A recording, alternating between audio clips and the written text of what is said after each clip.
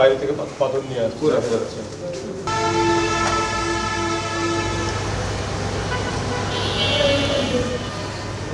সরকার নাগরিকের কাছে একটা প্রতিশ্রুতি দিয়েছিল। প্রতিশ্রুতিটা এরকম ছিল যে আমরা তখনই এনআইআর চালু করব যখন আমরা মোবাইল আমদানিতে শুল্ক সমস্যার সমাধান করতে পারবো।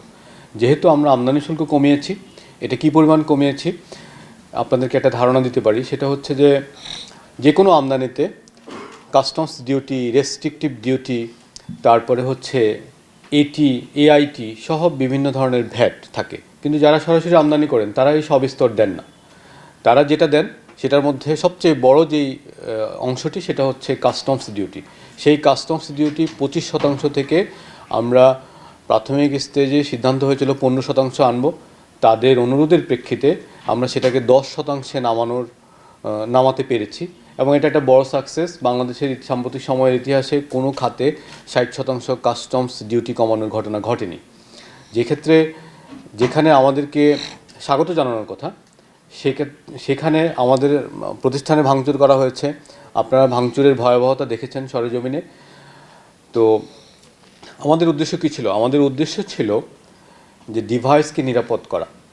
আপনারা জানেন ঐতিহাসিকভাবে আমরা এখানে কিছু জঞ্জাল উত্তরাধিকার সূত্রে পেয়েছি যে ব্যক্তির জ্ঞাতসারে কিংবা অজ্ঞাতসারে তার ব্যবহার করা সিমের নিবন্ধন তার নামে নেই। যেহেতু তার নামে নেই এবং একই সাথে আমাদের ব্যক্তিগত হ্যান্ডসেটগুলো, স্মার্টফোনগুলোতে ডুয়েল সিম আছে, সেজন্য প্রতিটা হ্যান্ডসেটে ব্যক্তি যদি দুটো হ্যান্ডসেট ব্যবহার করেন সেখানে 4টার কাছাকাছি সিম সবসময় ব্যবহার হয়। এখন বৈধভাবে যদি প্রতিটা সিমের বিপরীতে 15টি করে, প্রতিটা এনআইডির বিপরীতে যদি 15টি করে সিম থাকে, তাহলে বুঝতেই পারছেন গত 10 বছরে ওই 15টি সিমের বিপরীতে কী পরিমাণ ডিভাইস সচল করা হয়েছিল, স্বল্প সময়ের জন্য, অল্প সময়ের জন্য কিংবা লম্বা সময়ের জন্য। এখন হিস্টোরিকভাবে এই ডেটাগুলো আমাদের সামনে এসেছে।